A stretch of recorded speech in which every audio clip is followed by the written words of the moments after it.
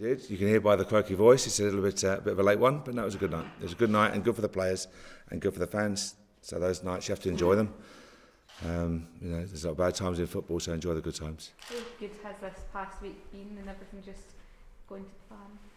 It's been going to plan according to Dumbarton, Swords win the league, the Petrofac, and then obviously the Old Firm game. So that went really well. What didn't go so well was in terms of the results of Hibs and Alloa. But we have to look at it and recognise what the players have done over that 10-day period and the impact of it.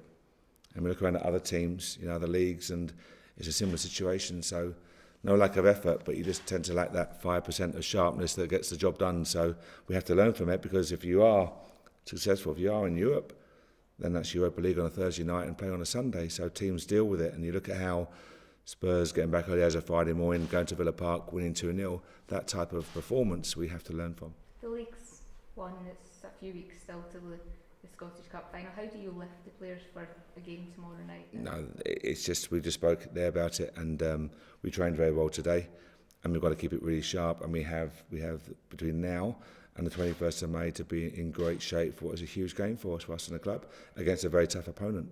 So there's no doubt we'll be prepared for that, and it has been a tiring few days. You look at the actual timing of it.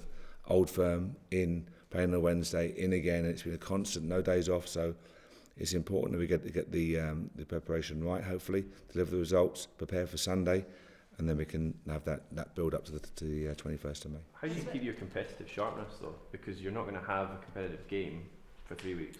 We're going to have a game in the middle of that period. So we play St Mirren on the 1st, we have a game on the 11th down south, and then we come back into a normal week of training. So we're happy with that. The players will have 4 days off, which we think is the right amount. Any more than that is too easy to dip into holiday mode. Again, subconsciously, but 5, 6, 7 days off is too long. 4 days gives them a chance to rest, be with their families, recharge, and then come back into training routine. We have seen, though, in previous years with different clubs, different situations whereby there's been a gap, and each club takes its own view on how to manage that gap, but almost inevitably there's a little drop in the competitive level. I mean, you guys have been competing at the sharp end for a number of weeks now. Is there a concern in the back of your mind that Hibs are going to have a game every 3 days? None whatsoever. You could turn around in the other interview and say, you've got to deal with the game every 3 days. How are you going to cope with that? Would you rather have that? No, I wouldn't. And I'm not just saying that for the obvious answer. I wouldn't want to have... You run the risk of injury. We have a tight squad. So in our situation, if we had that, there'd be a very high risk of injury. Not the much of fatigue, they're in good shape, but the actual injury risk is high. So no, I wouldn't want that. I'm very comfortable that the players are focused. They've delivered all season. When they've been challenged, they've delivered. And they'll do the same again the 21st of May. Is the mental part just as important at this stage of the season? Very much so. Mental part is. We know that physically, we know they're in great shape. Their stats are still really high and they're performing day in, day out. That's fine. I've got no worries in that area. But as I say, subconsciously, you've achieved your ultimate goal of winning the league. You then played a Petrofac at Tamden. Again, first time for many of our young players.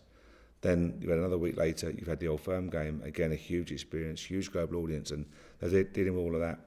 So we have to learn, as staff, we have to learn how better we can prepare the players. Was our timetable right? Should we have had 2 days off, perhaps? We brought them in to try and keep it normal. We've got to learn as a group of staff how best we can help the players deal with those challenges. So you'd rather have those slumps now than obviously... It's not, when I say a slump, yeah, we had 70% of the ball at Hibs. We've gone away to a team who's done very well in the league, and we had 70% of the football.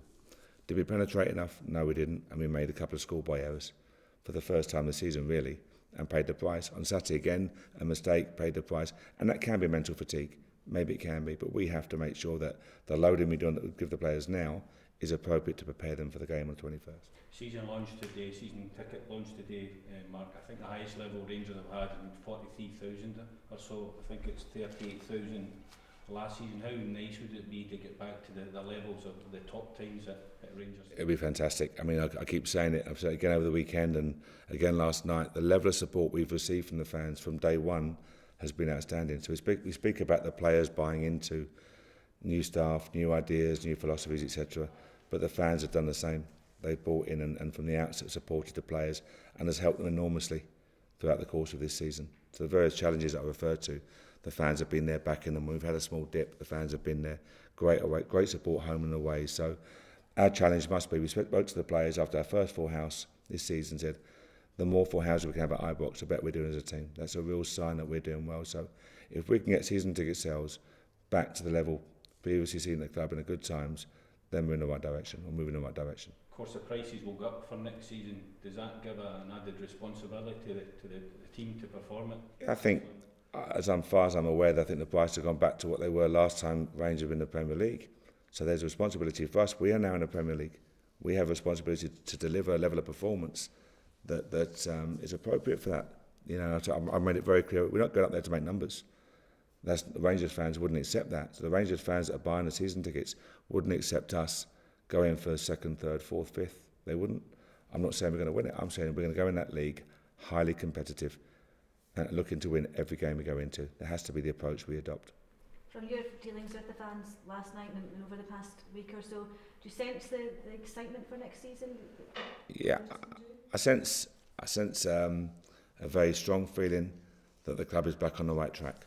That's what I sensed from last night, the comments and the support, that they're delighted that we're moving in the right direction. But there's a long way to go. The job's nowhere near completed, that's for sure. I've said many times before, the moment we take our foot off the gas, then we're in trouble. So I think that the sense was they've enjoyed the fact that we're back in the Premier League. They've enjoyed the day out at Petrofac. They love the result in the Old Firm, understandably so, and we're looking forward to a cup final. So far it's been a very, very promising season, very good season. We have to now keep going from here. The aim was to put in strong foundations, and if we've done that, then we've been in a good place. But once they're in place, now you start building. That killed it, didn't it? Thanks very much. Team news. Waggy will probably look to get him more heavily involved at the weekend. I want to make sure he gets some tray under his belt. But other than that, we're in okay shape. So not tomorrow then? Not tomorrow, much to his disgust. He'll say differently. But he'll definitely be involved against him. In train mode this morning, he's in good shape. He's just making sure that he's ready to deliver a good level of performance on Sunday, which I know he will do, and then he's ready for the cup final.